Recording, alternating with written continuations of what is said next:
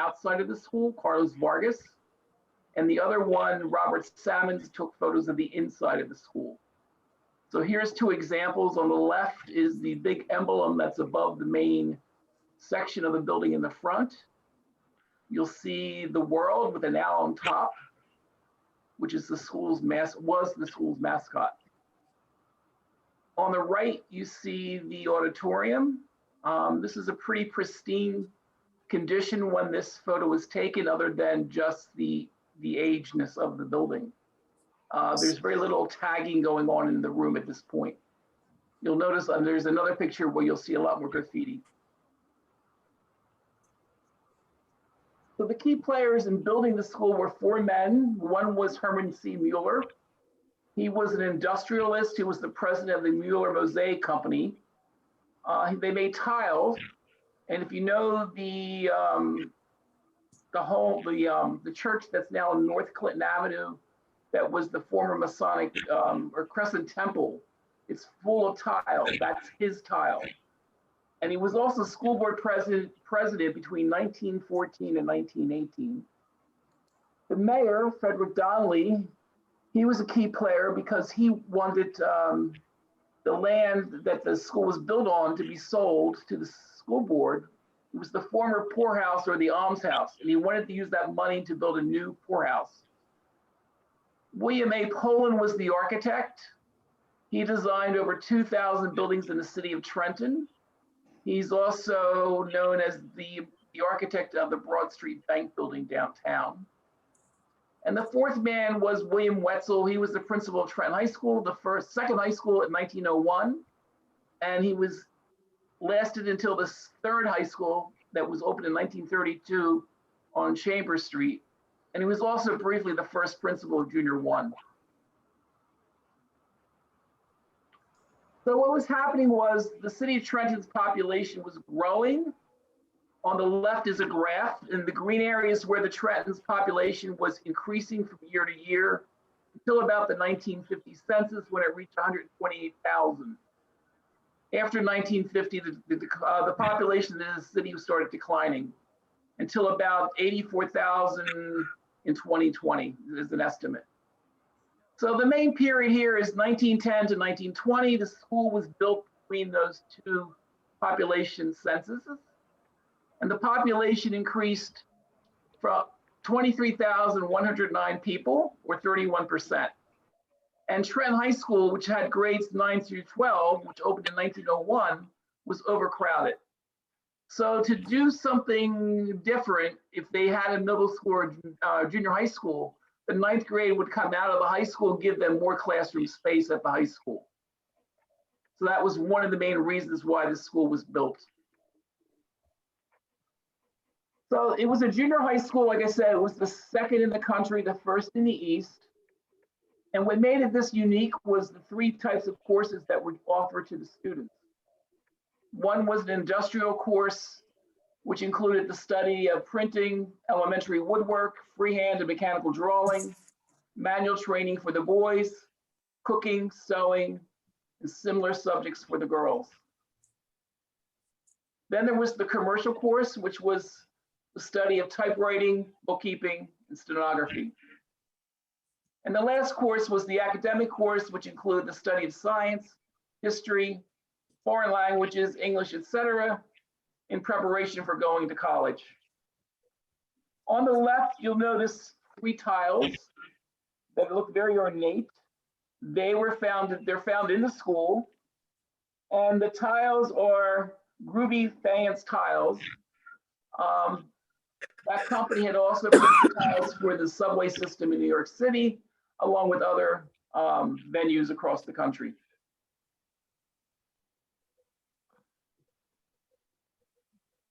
So in 1914, the school board purchases the almshouse or the poorhouse property for $21,000 for the site of the new junior high school.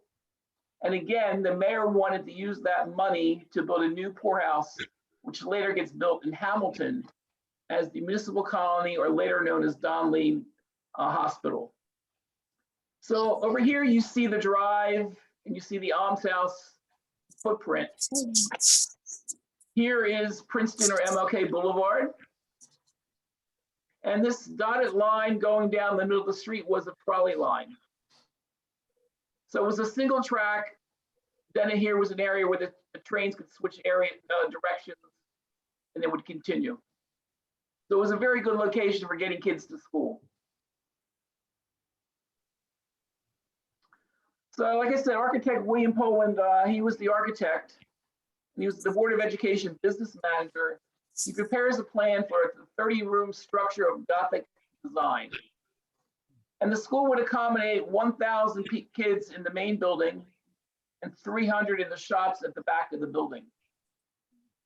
So on the right is a floor plan of the first floor. There were 4 floors. The left is the auditorium. The boys' entrance was here. The right side was the library, the girls' entrance, classrooms. And then in the back, in the sub-basement level, was the shops.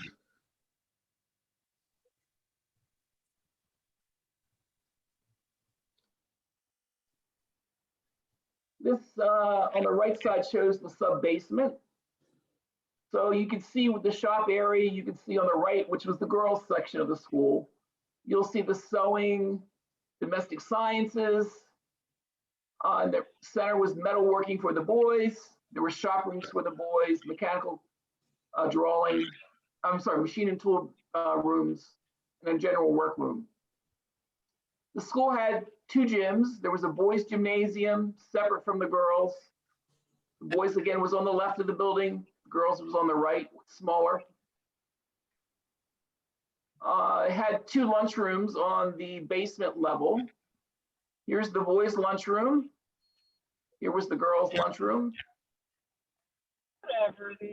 So the school was divided by boys and girls. However, there was a mixture of course, the 2 in classes, other than gym and the commercial training.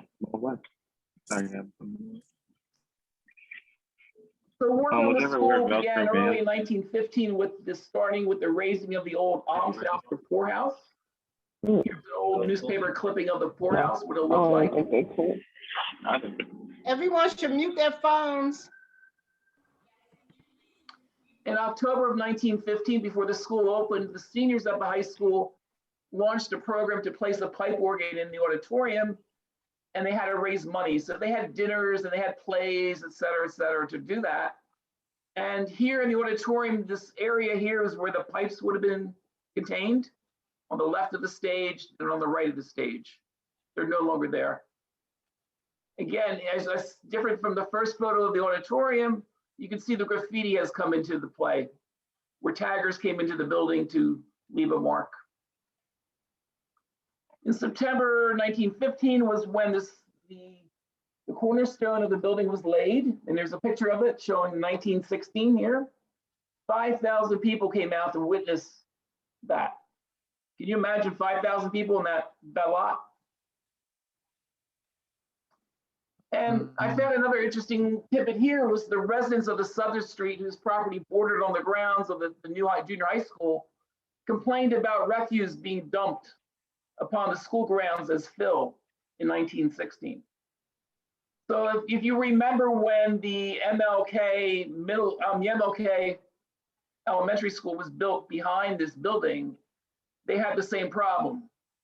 The state had used not clean fill to fill the property, and the structure had to be removed and started again.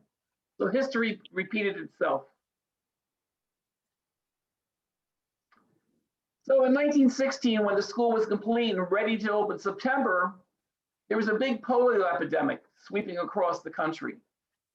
And the school and all the schools in Trenton opened late on October 30th of that year. The children were told to stay home. They could not leave the city or enter the city. There was people watching the main drives of the entrances into the city to make sure kids did not leave or enter the city. There were people in the train station making sure they didn't jump on or off the trains. And there were people at the bridges making sure they didn't come across from Pennsylvania. So on the left, it shows the areas that were affected by the polio. It started in New York, moved across the country. These are probably urban centers where you see the dots. You can see North Jersey was heavily affected. And Trenton had the highest concentration per capita of polio. Polio is a disease that paralyzes the body. It affects mostly children. Adults could get it, but adults would mainly die if they got it. So you see their limbs would be paralyzed, their legs, their arms, sometimes even their chest cavity, and they couldn't breathe. And it was later that the iron in the lung would be developed to help them breathe, but not at this point in time. They had no idea what caused or where the polio came from, but they thought it was spread by flies. So here's a little cartoon warning people to keep flies away from children, etc. That was also another reason why screens came into effect in this country, to keep mosquitoes out for malaria and the flies out for polio. One of the most famous people that contracted polio was President Roosevelt. When he was president, not many people knew that he was crippled, but he actually could not walk.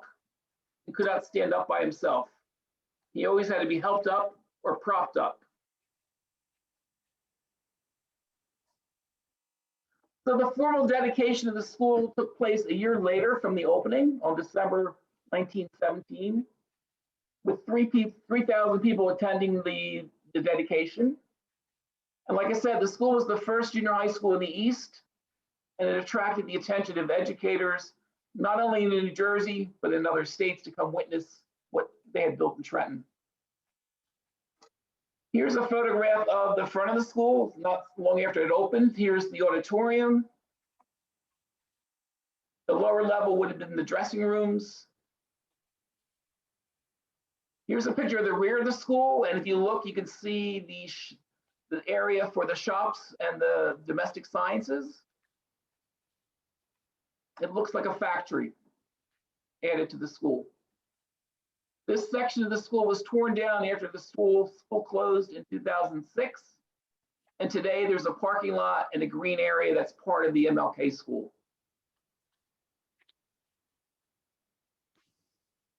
Some more photos about when the school opened. There's the auditorium, the library,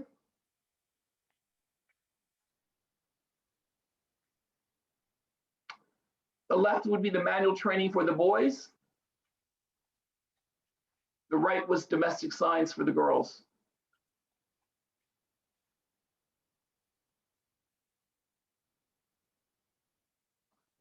So part of my investigation of the school was the segregation and desegregation of Trenton schools.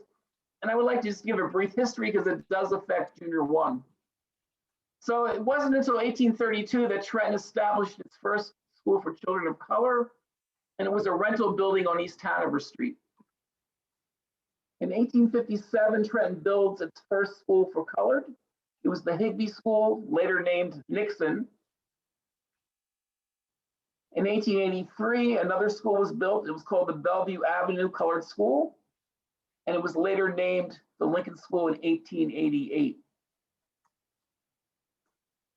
And I'm not sure if this is the first in 1894, but in my readings of the graduation services for Trenton High School, it was not until 1894 that I noticed the comment that the first children of color, a boy and a girl, had graduated from Trenton High School. So that may or may not be the first, but that's the first that I could tell in the papers. In 1916, the new Lincoln schools were combined for children of color. The 7th and 8th graders would go to the new Junior 1. This means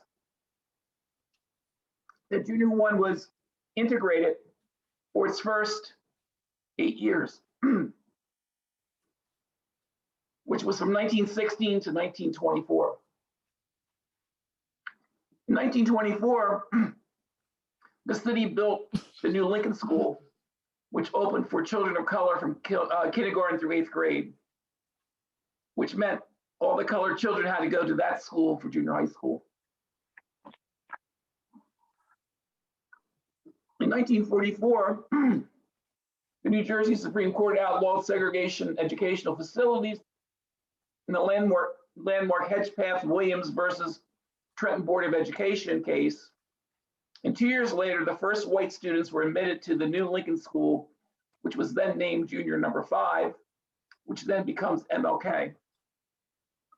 I'm sorry, not MLK, which becomes the Joseph Manares School, I guess.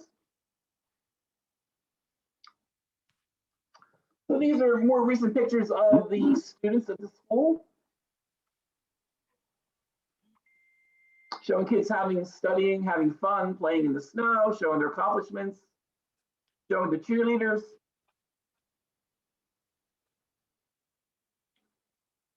Here's a picture of a classroom, some kids in the hallway with their teacher, and one lonely kid walking down the hallway. That's Barack Obama.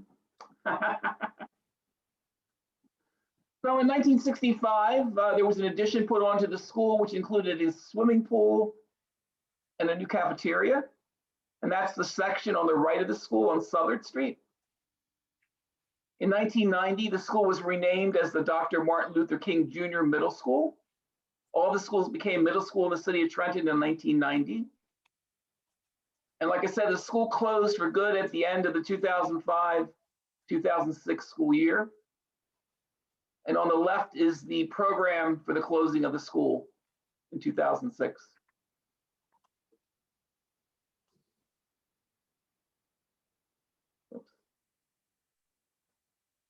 So here's another photo of the school's mascot, the owl.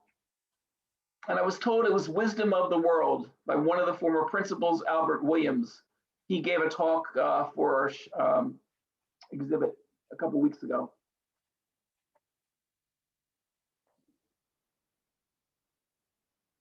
Here's the beautiful orientation saying it's number 1 junior school. This is the front of the school in the center of the school. There's no door in the center. The doors are to the left and right. So this is the center part of the main school in the front.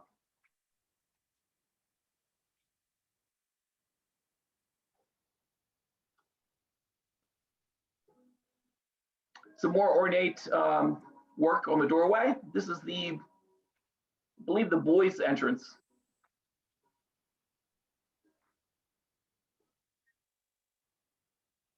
Here's the tile that's still there on the floor. It was, again, Groovy Fans tile.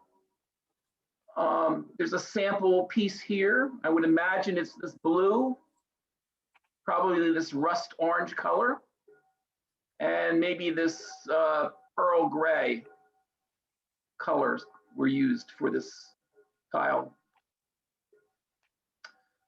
There's also this tile and throughout the school. I have no reference for that, and I'm guessing it's still Groovy Fans, or at least Groovy tile.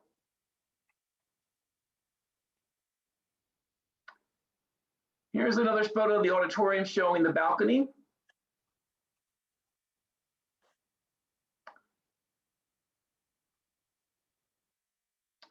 Here's the gymnasiums. The left is the boys' gymnasium, and the girls is on the right, the smaller of the two.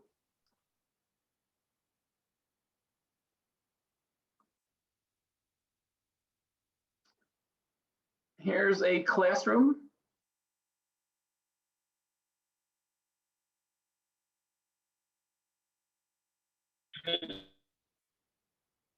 This, I believe, is a second-story hallway.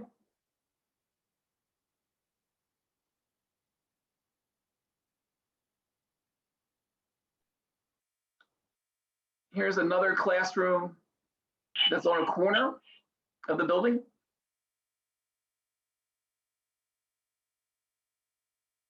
This was the addition that was put on in the 60s. That's the swimming pool. It looks kind of small, but I think it's bigger than that.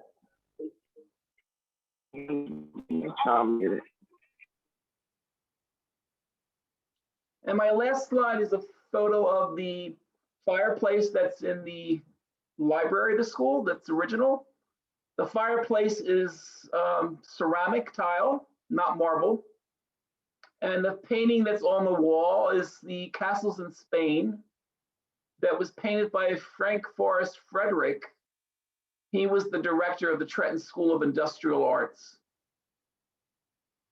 Beautiful painting, beautiful fireplace. So that concludes my history of the school. I don't know if there's any questions anybody has on the school. Well, I want to know why they named them junior number 1, 2, 3, 4, and 5. Why didn't they give them the name other than a number? You know, well, it was very special being the first. I know there was talk at the time of naming it after various people in the city. Dead or alive, I forget which they were, but they were important people for the city that they could name the building after. But they elected not to, just to call it number 1. And for some reason, I'm assuming, I didn't really read anything about how the other ones were named other than the numbers at the time. So I really don't have a definite answer for you, other than it was the first of, like I said, the junior high schools in the East. So that was very important, be known as the first. Okay. Any other questions?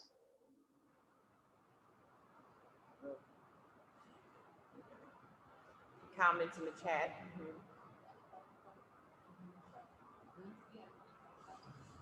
Was the back part, you showed a large picture of the building. I was just wondering if everything was still connected. Everything was still what? Was still connected. I don't actually remember seeing the actual whole building. Like if you go out now, you don't see all that what you showed in the picture. Right there, go back one, up, one more, that. Yeah, is all that still there? The rear of the school. That That's this one. Yeah. So in this picture, let me minimize what I have here. This section here is the shop area of the building. That's gone. That was taken down after the school closed in 2006 sometime.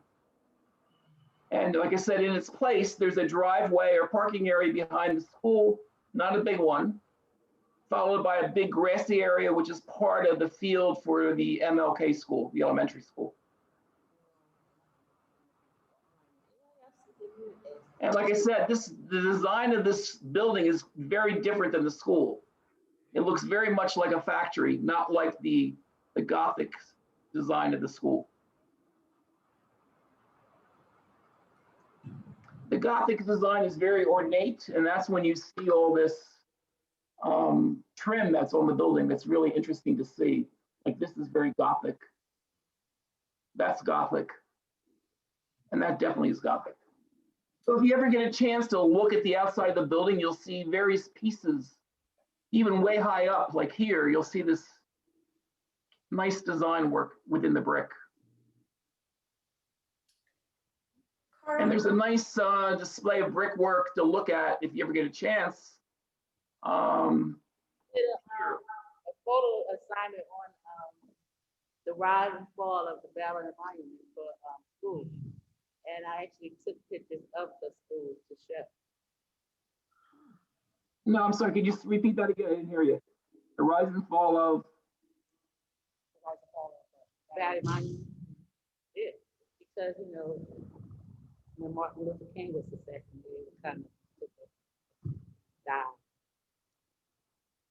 She said she did an assignment for school on the rise and fall of the Battle Monument and took pictures of the school as part of the assignment. And some of the factories that still exist. Mm-hmm. Yeah, and just wondering why they still exist and why none of them tore down. I'm sorry, I just can't hear you completely. I was just wondering why some of the factories still exist, like why they haven't torn them down.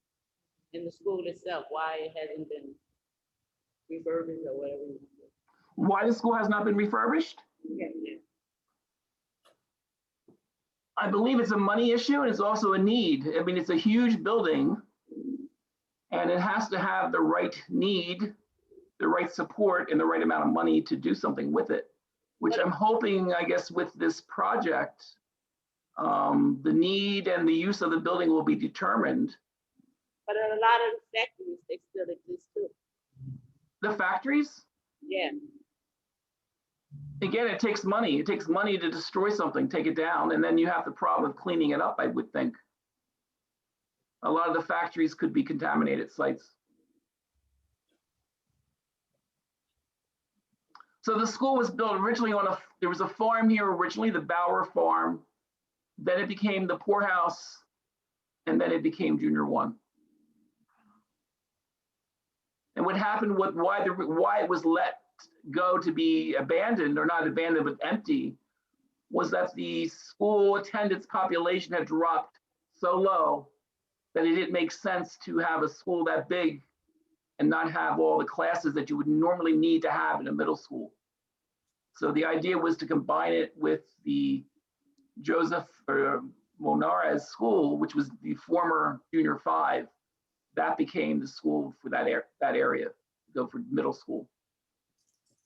The population was just not enough in that school to maintain it.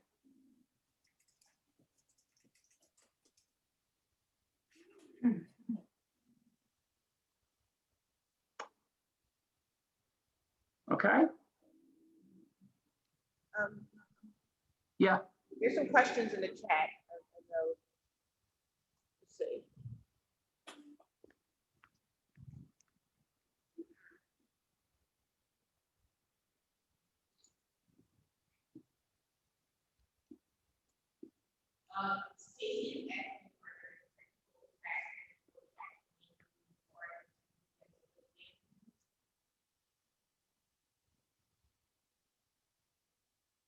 I think that's the part he said they took down. Okay. Yeah, I didn't hear the question, but the back of the school was taken down. I asked the question, Carl. I was wondering if, do you have any idea if any other technical classrooms or workshops remain in the existing building that still stands, or are all the remaining classrooms just kind of like traditional classrooms? Well, let's go back to the floor plans.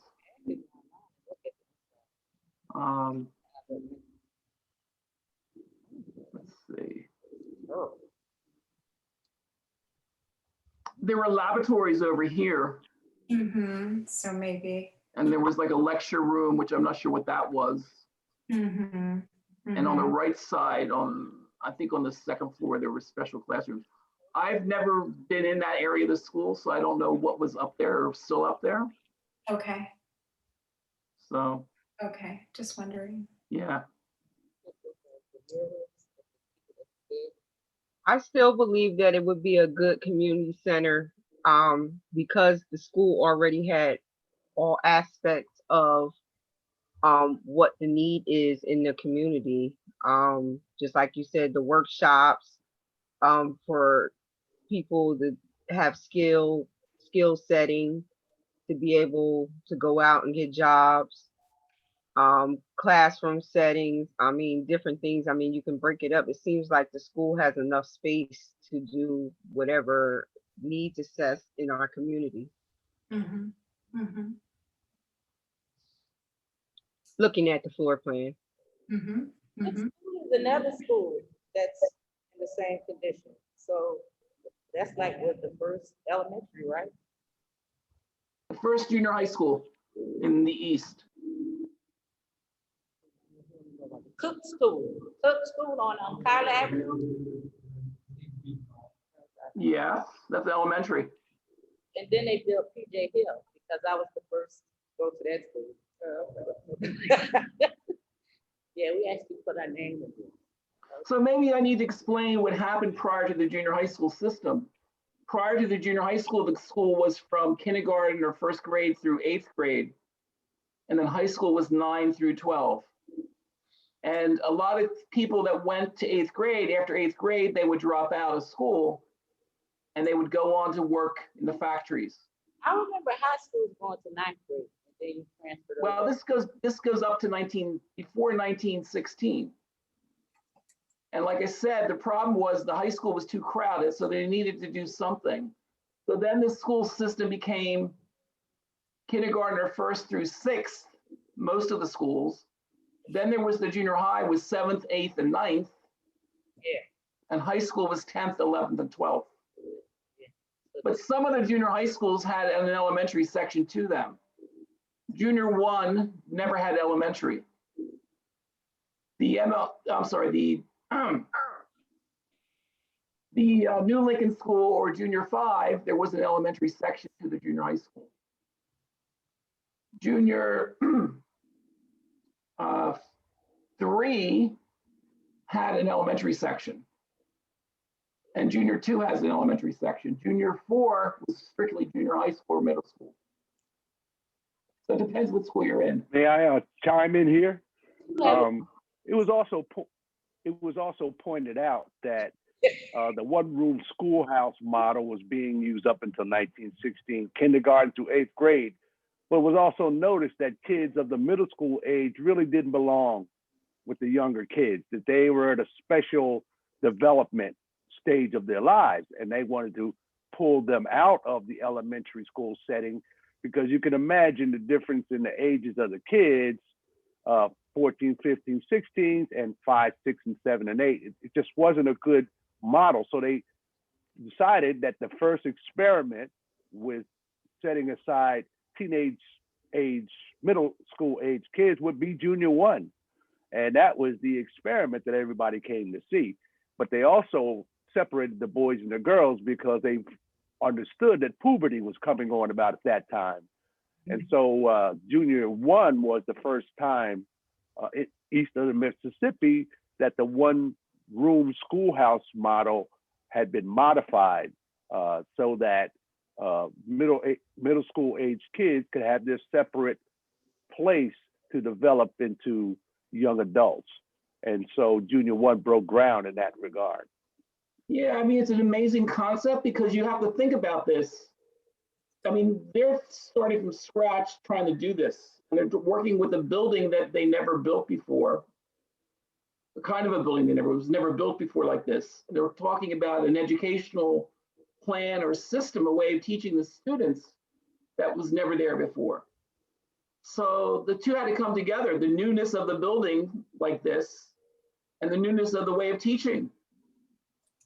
I mean, I went to school in junior high school in the 60s, and I was at Hamilton in Grice Junior High School, and I had the exact same program that was being taught here. I had shops, 7th and 8th and 9th grades. I had drawing, I had art, the same kind of stuff. But, you know, the technology changes. You wouldn't be doing a lot of this today. You'd be doing more computer work.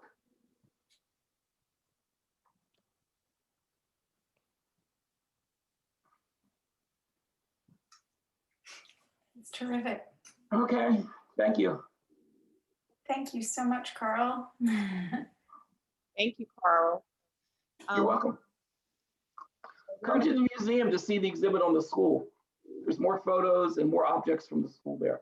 The Ellerslie Museum located in Park. In Catwater Park. Catwater Park. And now we're going to turn it over to Algernon Ward to discuss history of this neighborhood. Hey, how you doing? Hi, how are you? I'm fine. I'm going to try to share my screen as well.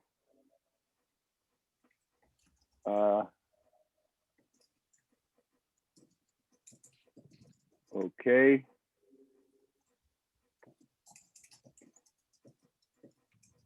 Let's see how it works. I want to share this quick video with you.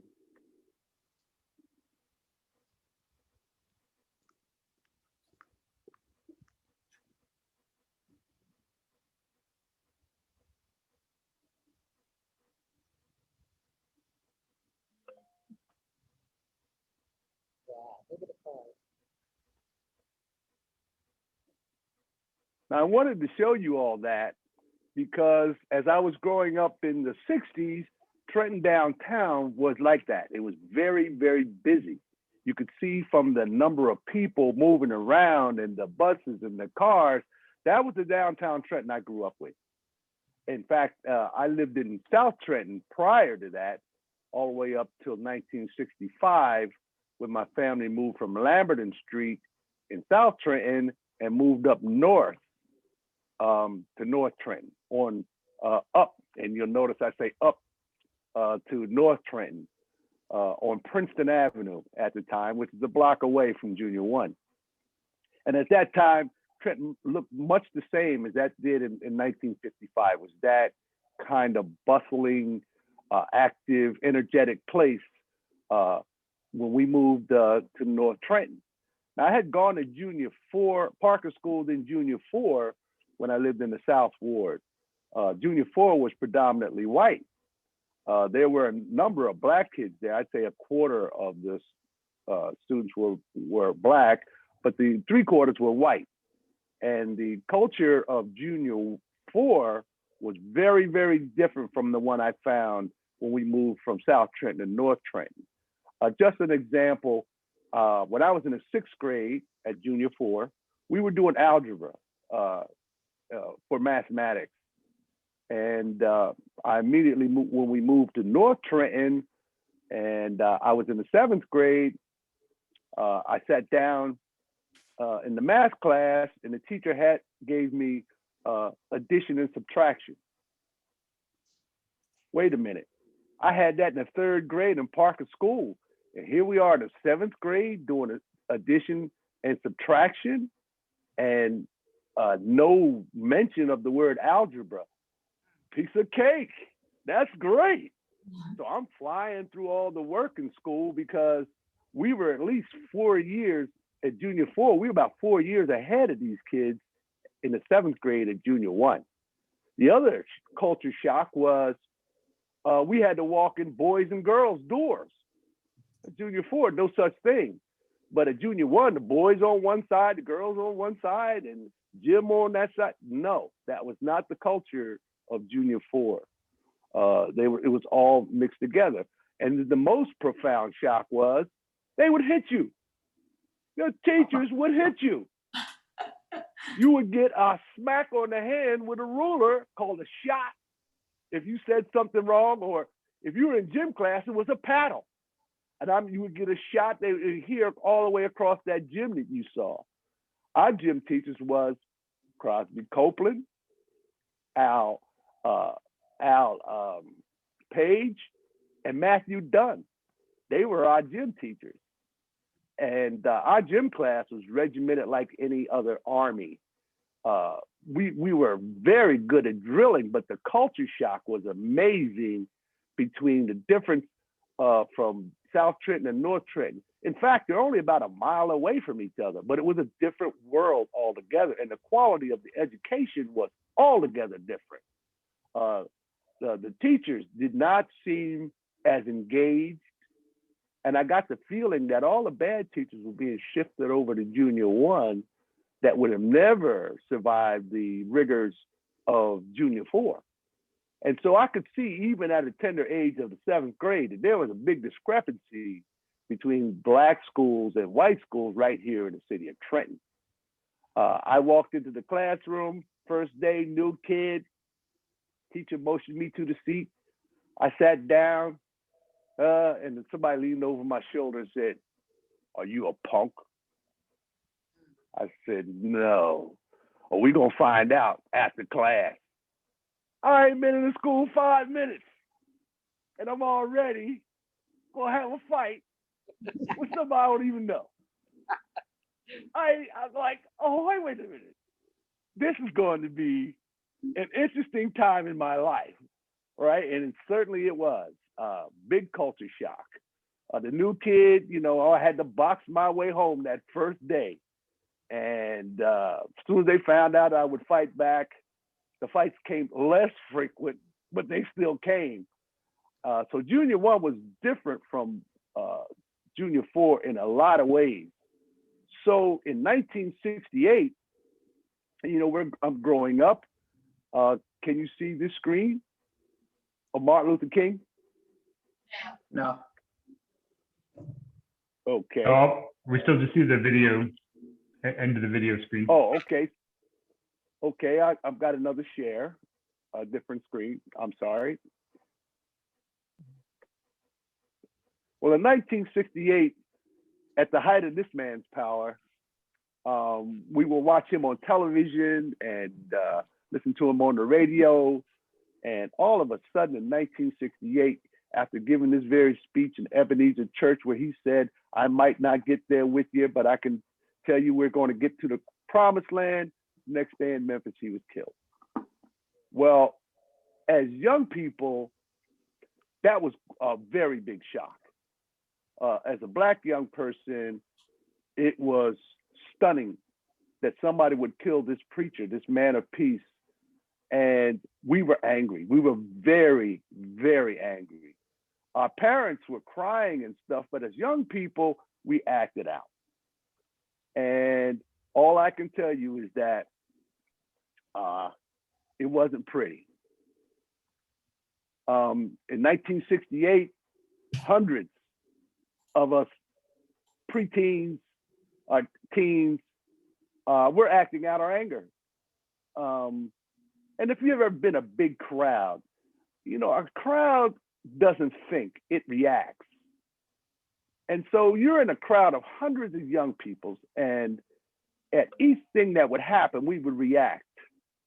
So if you hear a loud noise, everybody runs in one direction, or if the cops come, you run in another direction. There was no leadership, it was just reaction. And then we found out something. There was a lot of us. And in a big group like this, we actually had power. In fact, if anybody came at us too much, we just beat them up because there's hundreds of us against you. And then somebody threw a rock through a window. Oh my God, now everything in the store we can have. And there's nobody there to stop us. And so what was an instant reaction turned into an opportunistic frenzy. And there was no real leadership. Nobody said, hey, let's go do this and let's go do that. It was a large crowd of kids reacting to whatever was going on around us, angry kids. We knew what had happened to Dr. King was wrong. We felt the country had, were grinding us down, that we were being mistreated, but now we're in this huge crowd. We can do what we want. And it was pretty ugly, very ugly.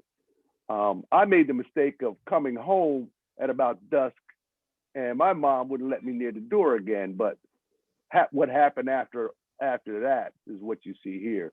There was a lot of burning and looting downtown, and a young man named Harlan Joseph was killed by a policeman near a store.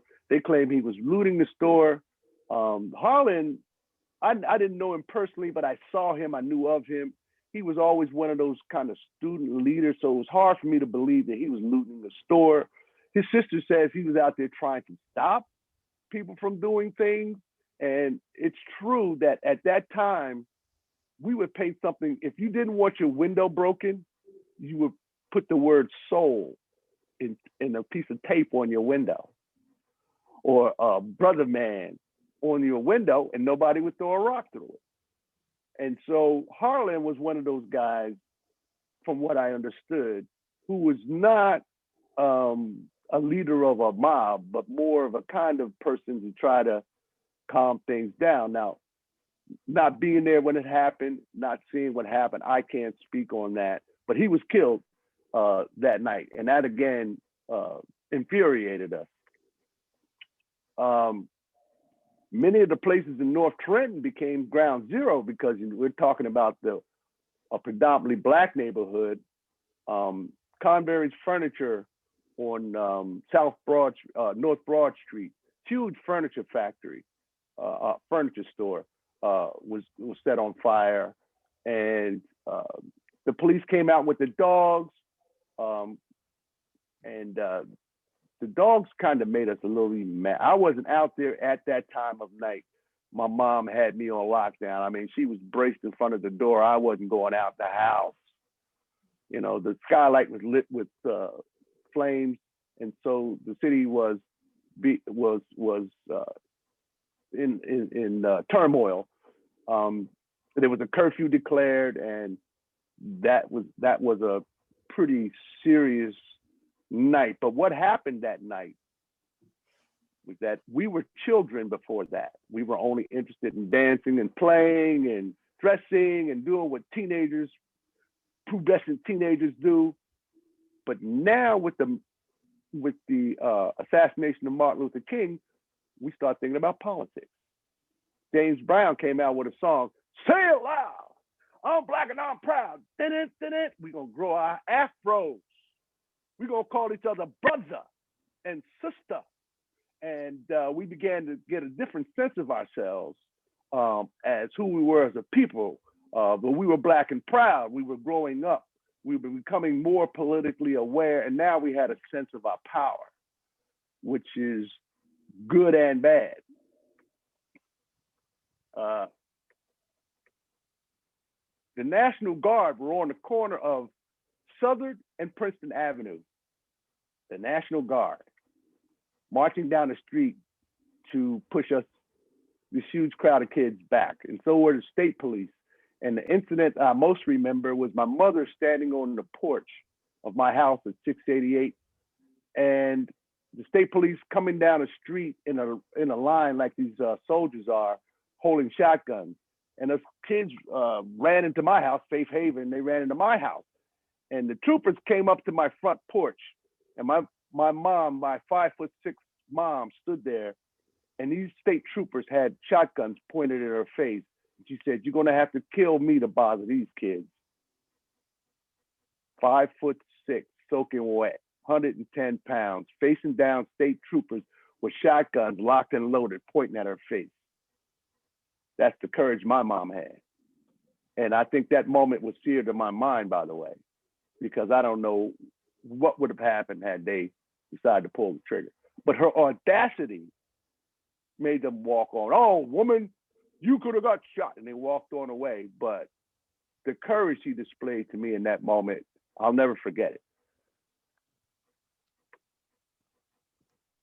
This is downtown during the curfew. There were police all over. And Trenton went from a bustling town into what seemed like an armed camp with all the cops at that particular time. And we had our various community leaders who were doing what they could to kind of calm the situation. Bo Robinson, you'll see on the far right, is standing next to Mayor Armenti, Carmen Armenti. Now, interesting character, he's the mayor of the city, but he actually had a candy store on Bond Street here in North Trenton, and he went from there up to the mayor of the city of Trenton. Bo Robinson ran what they called UPI, or United Progress Incorporated, more or less a grassroots group. And this is right there, the Battle Monument. If you look up there, you'll see the Battle Monument over Carmen Armenti's head. And 5 Points was ground zero for where the Black people met in North Trenton. It was full of stores everywhere, steak shops, shoe shine shops, movie theaters, cleaners. 5 Points was a kind of a focal point, and when something happened, people usually went down to 5 Points. And here is Mayor trying to calm the situation. A few days after the riots, people were still a bit agitated, but Reverend Woodson, Bo Robinson, Bucky Leggett, another one, he was aide to the mayor, also came out. I encountered him on the boulevard. He asked me where I was going, this, that, and the other. He was trying to calm the situation, but only time would calm it. But we were different now. We felt aggrieved that they had killed Martin Luther King. We were not satisfied with the status quo. We started becoming more politically active, more organized. In 1968, in that very auditorium that Carl so showed, there it is in its glory. That's the kid graduating, going up to Trenton High in 1968. When we got to Trenton High, now we are a little older now. We're much more politically aware, but the problems of the city had not dissipated in our thinking, because one of the big things that happened, and this is strange to me, In 1971, I thought the riot that happened then was worse than the one in 1968. But you can find very little information on what was going on in the city. But I can tell you from a bird's eye view, the city had decided to desegregate Columbus School, which was an elementary school in the Burg. Now, if you understand what's going on with the Burg, Chambersburg is the white bastion in the city of Trenton. You could not walk through Chambersburg if you were Black. You'd get beat up a couple of blocks in. But now the city of Trenton school system is going to desegregate Columbus School. Well, the Burger bitch didn't like that. And when these elementary school buses came up to the school, they attacked the buses with bats and sticks and rocks and stuff. Now imagine that. Elementary school kids on a yellow school bus set upon by hundreds, if not thousands, of people breaking out the windows and attacking school buses with elementary school kids on it. Now, we were high school age. We wasn't having that. So we decided that the next day when it started up again, that we would leave the high school and protect the buses going to Columbus School. So we left the high school in our 1,000, maybe 1,000 or more kids went to Columbus School. But when we started walking through the Burg, people started throwing stuff out of the window at us, water, and we're singing "We Shall Overcome." And at one moment, it seems like from everywhere, people were coming at us with sticks and bats. And then the police attacked us. The Trenton Police Department started attacking us. So we kind of retreated back to the high school, but now we are furious. And the fights breaking out everywhere. Police car will pull up. We figured out that rocks work good against police cars. And so it would be a fusillade of rocks and bricks, and that car would go screeching away. We found out that if we could stop traffic and we would turn over cars, we were furious from what had just happened. And went downtown, no store windows survived that attack, and we wound up at 5 Points again. And there was a lot of fighting there. They figured out that you could shut down Route 1. Somebody did that. And by the way, there's no leader to any of this. This is just people reacting to what they felt was a serious grievance. Attacking elementary school kids is a serious grievance. And we were furious. In fact, my 10-year-old sister was on that bus, Lucy Ward, and my mom was with us when we left the high school. She was not a rioter. She was not a rowdy person, but she went to the high school singing "We Shall Overcome." And what happened in the Burg, while she was standing there, her and 20 or 30 other mothers of the children on the buses, they were set upon by the crowd in the Burg. But my mom, there's a famous picture of my mom in the Trenton Times swinging her pocketbook at a bunch of kids beating up somebody. I got to retrieve that picture. But anyway, so she came back home after that, and I said, I told you, Mom, you can't talk to these people. They're not singing "We Shall Overcome." To them is not going to work because they don't have a conscience. How could you even attack little children if you had anything like a conscience? And she was saying, you know what? You know, I never felt that fighting was the right way, but we cannot stand here and allow them to attack us, our children, like this, and not protect ourselves. I said, I told you, Black Power. You know, she was like, no, we ain't going that way. I'm like, Hungawa, Black Power. You know, I'm all of 17 years old. I'm going to, you know, I'm the muscle. You know, so, but she appreciated the anger that we were feeling at that moment. And Trenton would never be the same. Now we're living on Princeton Avenue. This is still a mixed neighborhood. My neighbors on both sides were white people. The people across the street on the bar were white people. There were white people still living in Donnelly homes. But now white flight to the suburbs began to accelerate. And here I want to stop for a moment to disabuse people of the idea that it was the riots that destroyed Trenton. That's not true. I think Carl mentioned that as early as the 50s, the population of Trenton had began to drop. Well, in the 70s, the 60s and 70s, it became deindustrialized.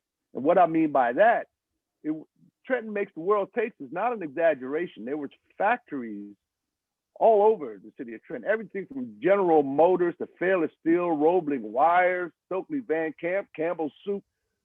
There was a very strong industrial base. In fact, it was commonly understood with a high school diploma, you could find a job in Trenton. You can leave one factory and walk down the street and walk in another and get a job in its heyday. You can live a middle-class life with a high school diploma in the city of Trenton because there was that much industry here. But that began to change. The factories started going south. There was the deindustrialization, not just of Trenton, but the whole Northeast. Everyone will talk about the Rust Belt. Well, that happened to all of the industrial cities in the Northeast. They chased cheap labor down to Mexico and now over to China. So all of those factories that were here located in Trenton began to disappear. And so the economic base was rocked by that a lot more than these sporadic insurrections that happened in 68 and 71. But it was the deindustrialization of the Northeast that really spelled the death knell for Trenton. You couple that with the advent of the malls. First, not the Quaker Bridge Mall, Oxford Valley Mall, and then Quaker Bridge Mall, and all the retail from downtown moved out to the mall because of parking. And we had something called the Trenton Commons where we tried to reclaim the retail, but that never worked. It made it worse. And so with the industry gone, the retail gone, and now the tax base eroding because people who could afford it would move away. They call Willingboro Trenton South because many of the Black middle class moved down to Willingboro and Windsor's.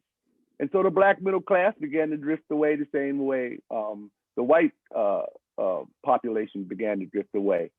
And then you had the Mount Laurel decision, which decided that it would take all the low-income housing and concentrate it in cities like Trenton.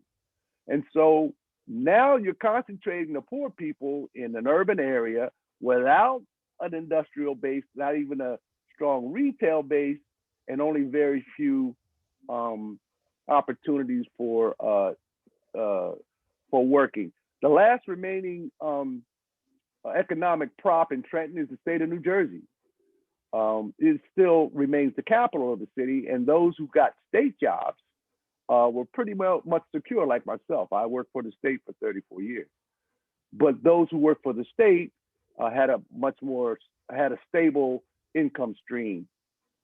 The housing that had grown up in Trenton in the early part of the century is now getting very old. People are abandoning their properties, so they have to pay taxes, and the housing stock in Trenton begins to deteriorate.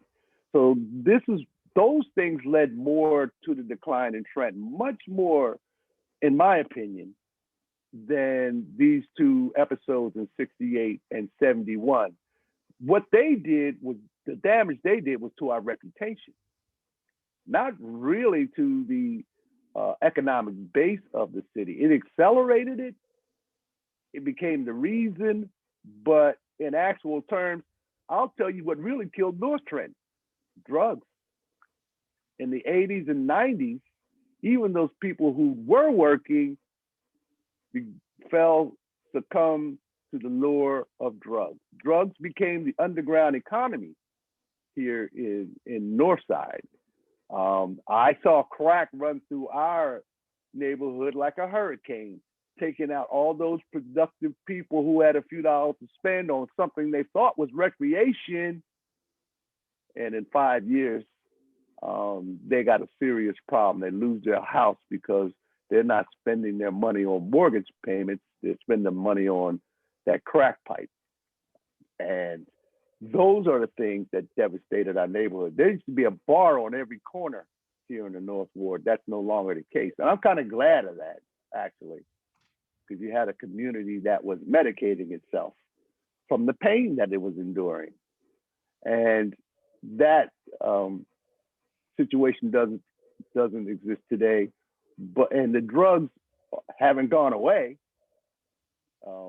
by the way, but it's not as it was in the 90s, early 2000s. But those are more pronounced reasons for the decline than, again, I would submit that than these two incidents. But I've heard many people talk about the riots in Trenton, particularly in Hamilton and other places. They don't seem to have a clue what the origin was. All they know is, oh, they started burning down buildings and breaking glass and fighting.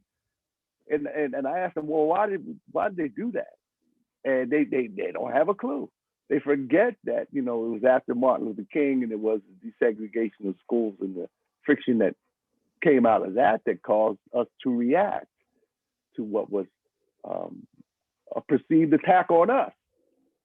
So those who would like to study this issue, I would suggest again to not focus, don't give as much gravitas to those two incidents, I don't want to call them incidents, riots, as some of the larger forces well beyond Trenton that caused its decline, like the deindustrialization of the North. Well, I graduated from Trenton High. Charles B. Cope became superintendent of schools. Al Page became principals. Matthew Dunn had a school named after him. I mean, we went to Trenton State. And the story goes on to there. But I got married, moved away, and then moved back to the house that my family originally bought on Martin Luther King Boulevard. And I'm here right now. And I want to be part of the revitalization of this neighborhood. I think Junior One has all the elements to make a perfect community center. And that's what the community needs. I think you could house all of the public services in that one building and have recreation in the gyms, classes, swimming pool, library, theater, shop classes. All of that could be located in Junior One, and it would be the perfect place because we could then preserve this architectural gem. Make no mistake, we got to gut it out on the inside, make it a modern school on the inside. I mean, modern center on the inside, but preserve those things that you cannot replace, those fireplaces, those sconces, that brickwork, that has to stay. In fact, that's the very fabric of our city. And we have to appreciate that that is something that you could not replicate anymore, anywhere.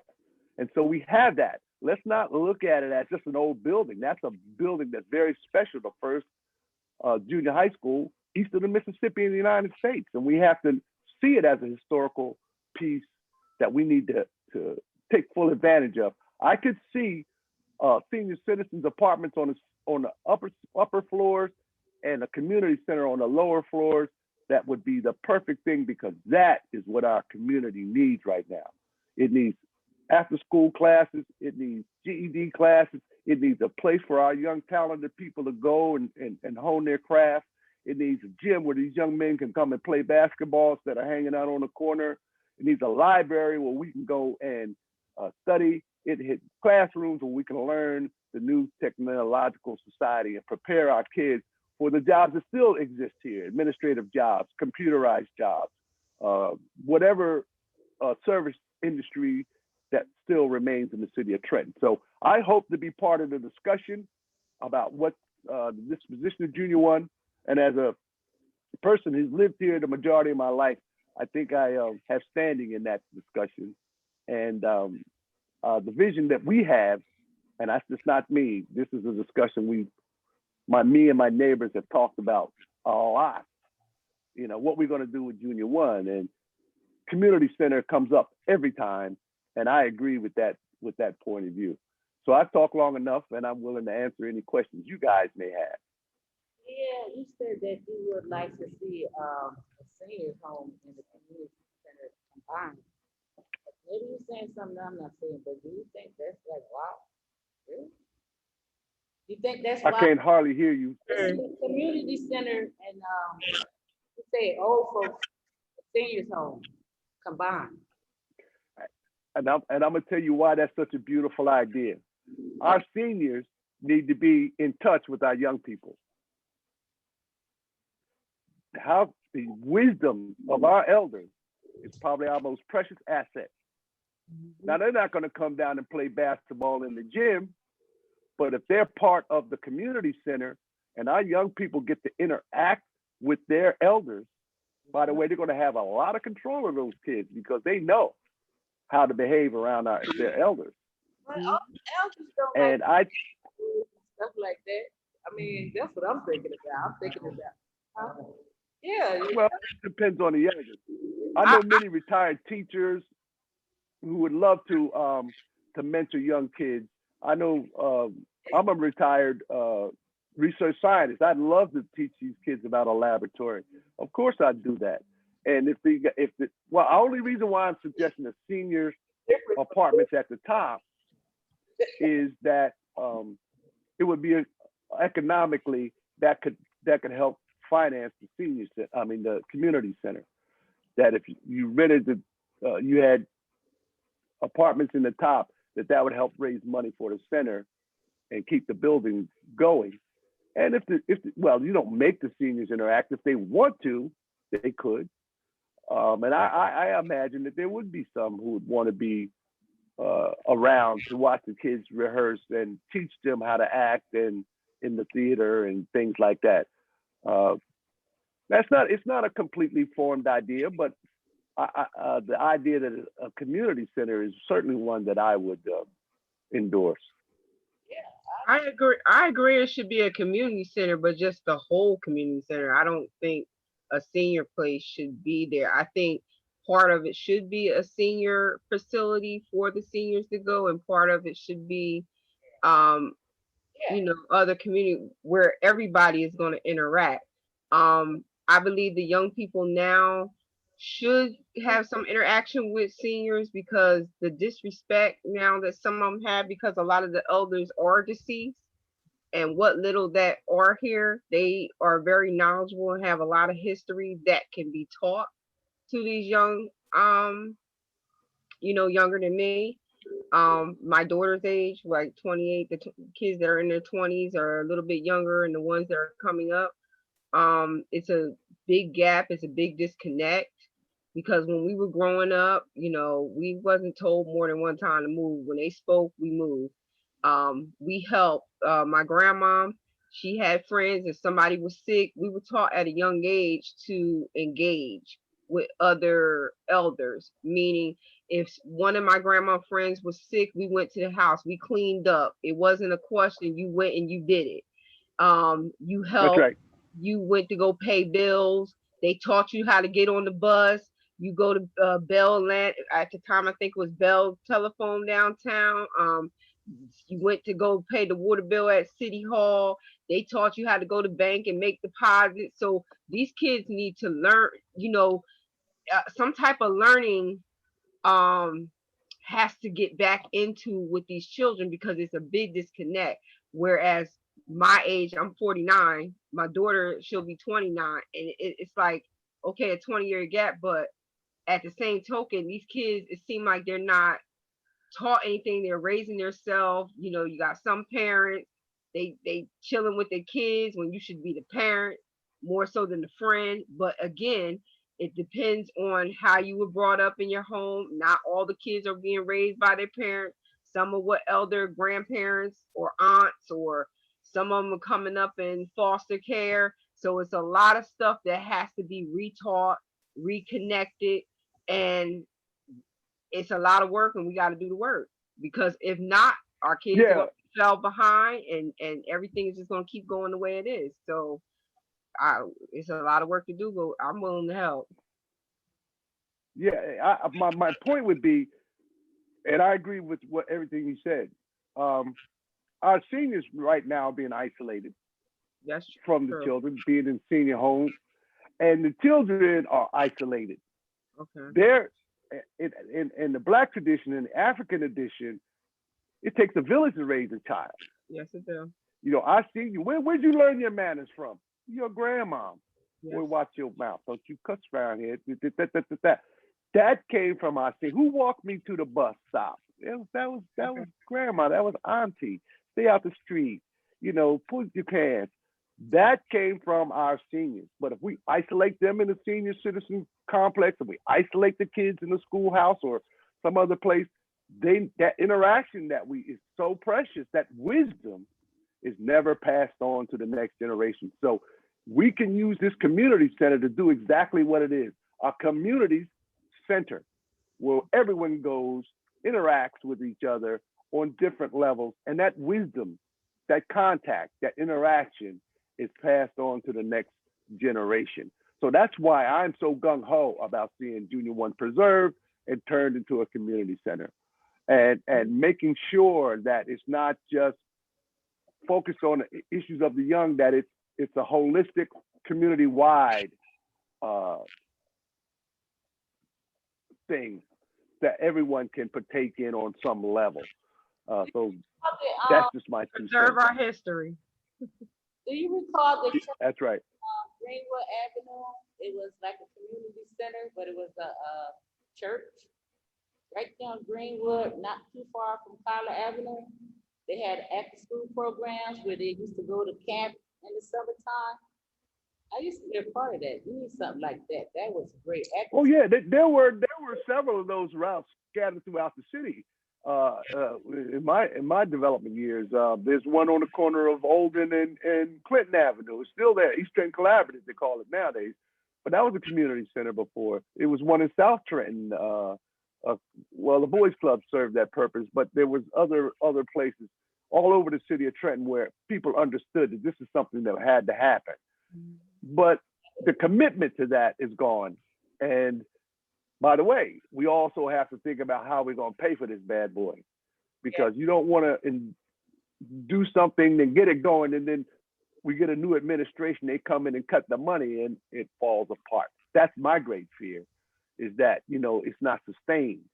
But if we do it right and make it self-sustainable, then whoever's in office, we don't have to worry about whether this grant is coming next year or not. It won't make that much difference, that we actually have something that's organic to the community and lasts for generations. Because if we do this right, this center will be state of the art on the inside, and our children and our elders will get the benefit of that and prepare them to go out in this world and rebuild Trenton. Because here's the hopeful sign: Trenton is rebuilding. Yeah. We're taking down those areas that deserve it, but we have to be smart enough to keep the things that we should keep, and then turn into the kind of city we want to see in the future. Taking into account we're no longer an industrial city, we're a service city. We need to train our workforce to man those jobs and make them for the gig economy, and that we open up our minds and be smart about how we grow. And I think Trenton Trenton makes the world taste. North Side in the house. Remember wage for the trip that it was the other part. Thank you, Mr. Ward. I'd like to thank Carl and Algernon Ward for their presentations. They were very entertaining. I think everyone learned something. I don't know if you have any more questions, but it was very entertaining, educational, great history. No, if you see me, we're going to close because this is the end of our leadership series for our week 1. We have week 2 to next Wednesday, the same time, 5:30 to 7. And we will have a representative from the East Trenton Collaborative, and Freedom Green will also be speaking during that time. That's talking about leadership and community organizing. So hopefully everyone can attend. I will send out an invite again to everyone. And if anyone have final remarks or questions? Christy, can I say something? Yes. My whole thing is we must preserve our history as us being the capital. We must do it so that people will want to come back here and be here and don't look at us as a negative aspect like they do now. We must take pride where we reside, and we must educate. And I think that's where a lot of the lacking is. People are not educated enough on our history, on where we live, what we're trying to do, and how we're trying to do things. So, like I said, with everybody's effort and be really serious about it, I believe we can build Trenton back up. We can reserve what's left of Trenton, and we can make it better. I think that we need to initiate some Black History in Trenton. I'm sorry, this is Danielle. I enjoyed the meeting. I just want to say quickly, because I know we're pressed for time, that I'm going to put my email address in the chat because I'd like to get an invite for the upcoming meetings as well. Mm-hmm.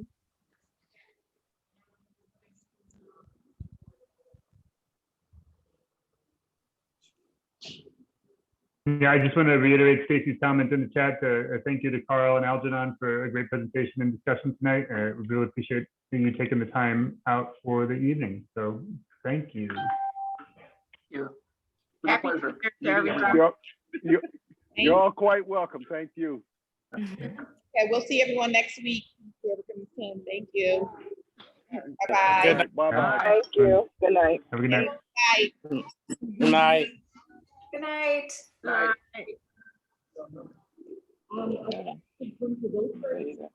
See the guards out. I meant to get to. Good night, everyone. All right.